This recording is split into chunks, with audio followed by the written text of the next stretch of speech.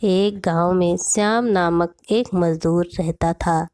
उसकी पत्नी और 2 बच्चे थे। किसी तरह वह हर रोज़ मजदूरी करके अपने बीवी और बच्चों का पेट भरता था। जिस दिन काम नहीं मिलता था उसका पूरा परिवार भूखे रह जाते थे। ऐसे ही दिन बीत रहे थे। एक दिन ठेले पर भार अधिक होने के कारण श्याम उसे ठीक से संभाल नहीं पाया और तेज गति से आती ट्रक से भिड़ गया।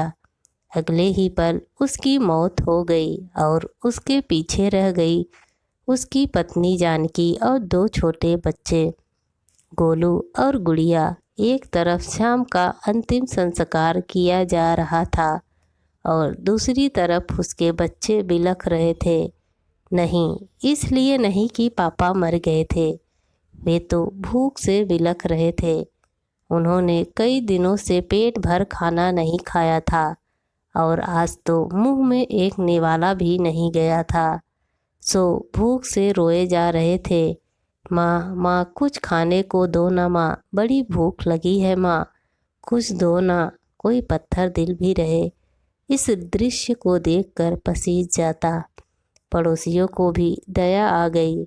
अगल बगल से खाना आ गया। बड़े दिनों बाद आज गोलू और गुड़िया पेट भर के खाना खा रहे थे। अजीब विरोधाभास था। एक तरफ लोग श्याम की मौत पर दुख व्यक्त कर रहे थे, वहीं दूसरी तरफ उसके अपने बच्चे बड़े चाव से भोजन कर रहे थे। जानकी ने अगले कुछ दिन इसी तरह से उधार लेकर और इधर उधर से मांग कर अपना और बच्चों का पेट पाला। लेकिन ये कब तक चलता? लोगों ने मदद करना बंद कर दी। जानकी पागलों की तरह काम खोजने लगी, लेकिन तमाम कोशिशों के बावजूद भी किसी ने उसे काम नहीं दिया।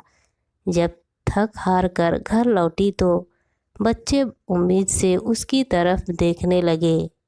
गोलू तुतलाती आवाज़ में बोला, क्या लाई हो माँ, जल्दी से खिला दो, बड़ी भूख लगी है।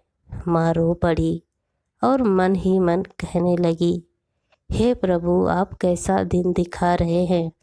मैं अपने बच्चों को पेट भर एक वक्त का खाना भी नहीं खिला सकती। और उसके आंसुओं की धारा बही जा रही थी। बच्चे समझ गए कि माँ के पास कुछ भी नहीं है। एक पल के लिए अजीब सा सन्नाटा पसर गया। फिर गुड़िया बोली, माँ, ये गोलू कब मरेगा? पागल हो गई है, कैसा क्या बोल रही है? माँ ने डांटते हुए बोला, माँ, जब पापा मरे थे तो उस दिन हम लोगों को पेट भर खाना मिला था। गोलू मरेगा तो फिर खाना आएगा ना? गुड़िया की बातें सुनकर माँ की आंखें फटी की फटी रह गई। उसके पास गुड़िया की बातों का कोई जवाब ना था। दोस्तों, ये सिर्फ एक कहानी नहीं है, ये दुनिया के करोड़ों लोगों की हकीकत है। इस पर गौर कीजिए। जिस खाने को हम थाली में ऐसे ही छोड़ देते हैं, उसकी कीमत को समझिए।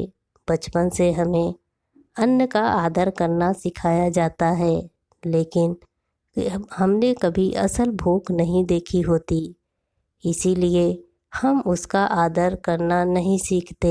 एक दिन, बस एक दिन भूखा रहकर देखिए और आप करोड़ों लोगों का दर्द समझ जाएंगे। चलिए हम प्रण करें कि हम कभी भी अन्न का अपमान नहीं करेंगे, हम कभी भी खाना बर्बाद नहीं करेंगे, हम कभी भी होटल जाकर 2 लोगों के बीच 4 लोगों का खाना नहीं मंगाएंगे। चलिए अन्न को बचाएं और उसे ऐसे लोगों तक पहुंचाने का प्रयास करें जिन्हें इनकी सचमुच ज़रूरत है।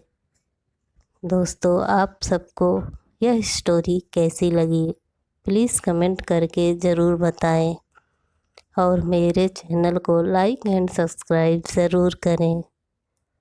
इस स्टोरी को जितना हो सके उतना शेयर ज़रूर करें। मैं और किसी स्टोरी में तो यह नहीं बोलती कि मेरी स्टोरी शेयर करें, लेकिन यह स्टोरी ज़रूर से ज़रूर शेयर करें।